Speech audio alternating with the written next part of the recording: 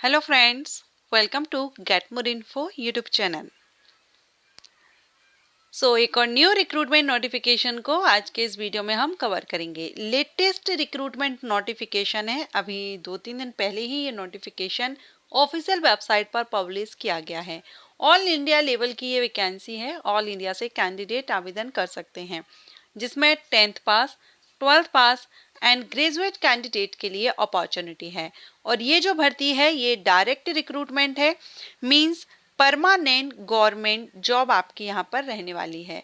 तो अच्छी अपॉर्चुनिटी है 10th 12th ग्रेजुएट कैंडिडेट के लिए।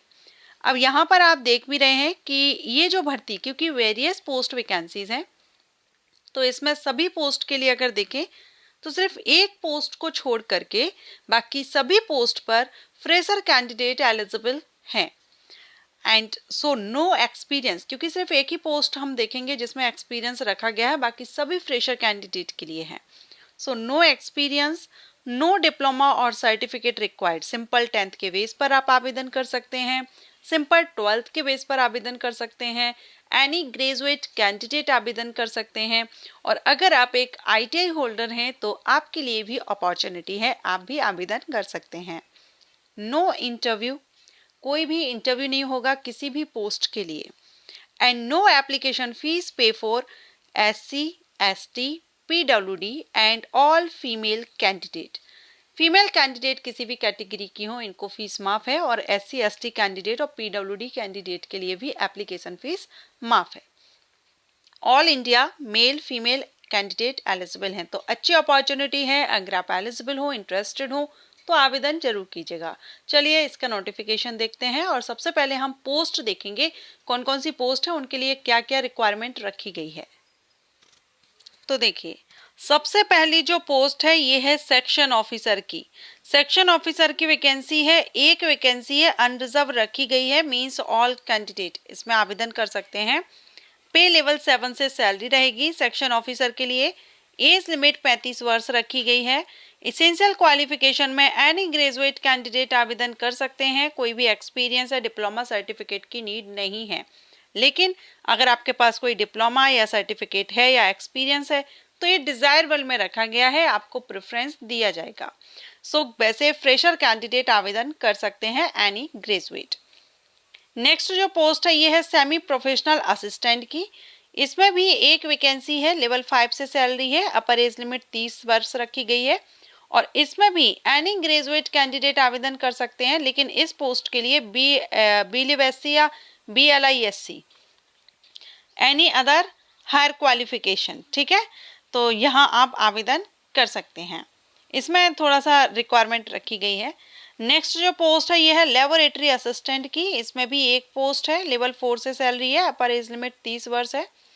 12th पास कैंडिडेट आवेदन कर सकते हैं, कोई भी डिप्लोमा या सर्टिफिकेट की रिक्वायरमेंट नहीं है। साइंस सब्जेक्ट से अगर आपने 12th किया हो, और अगर आप एक ग्रेजुएट कैंडिडेट हैं, साइंस से BSc किया है, तो भी आप इसके लिए आवेदन कर सकते हैं। नेक्स्ट जो पोस्ट है ये जूनियर असिस्टेंट की।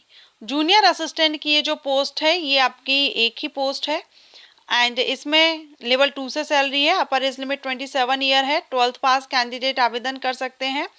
एंड इसमें टाइपिंग स्पीड मांगी गई है, कोई सर्टिफिकेट की जरूरत नहीं है, ओनली टाइपिंग स्पीड आपकी चेक की जाएगी।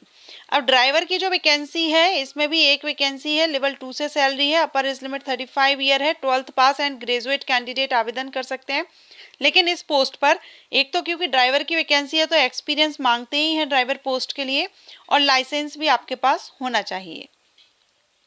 इसके बाद MTS लेबोरेटरी अटेंडेंट की जो पोस्ट है एक वैकेंसी है, 30 वर्ष रखी गई है। अपर age limit should have pass 10th subject. अगर आपने 10th क्लास पास आउट हैं और साइंस आपका एज अ सब्जेक्ट रहा है 10th में, तो आप इस पोस्ट के लिए आवेदन कर सकते हैं।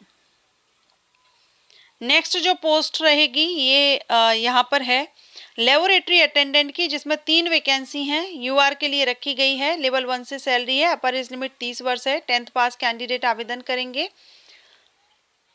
किसी भी स्टेट बोर्ड या सेंट्रल बोर्ड से आपने किया हुआ हो 10th, आवेदन कर सकते हैं। लेकिन ये लाइब्रेरी अटेंडेंट की है, तो इसमें लाइब्रेरी साइंस या इंफॉर्मेशन साइंस की सर्टिफिकेट इसमें आपको लगेगा।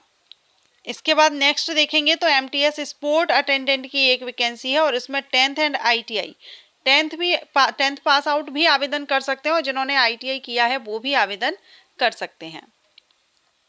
तो ये यहाँ पर पोस्ट है एंड इसमें सिलेक्शन प्रोसीजर क्या रहेगा वो भी हम देखेंगे। पहले एप्लीकेशन फीस देख लीजिए। इसमें जो एप्लीकेशन फीस है वो अनरिजर्व्ड ओबीसी ईडब्ल्यूएस कैंडिडेट के लिए, अनरिजर्व के लिए 500 है, ओबीसी ईडब्ल्यूएस के लिए 300 है, एससी एसटी पीडब्ल्यूडी के लिए फीस माफ है एंड वुमेन कैंडिडेट के लिए भी फीस माफ रखी गई है।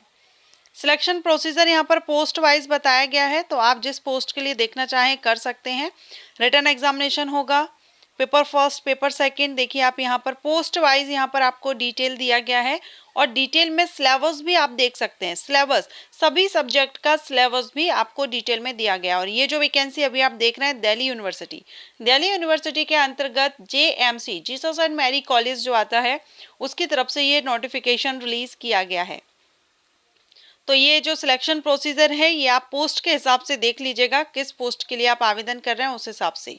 जीसस एंड मैरी कॉलेज की ऑफिशियल वेबसाइट पर या फिर दिल्ली यूनिवर्सिटी की वेबसाइट पर भी आप जाएंगे तो आपको ये नोटिफिकेशन मिल जाएगा।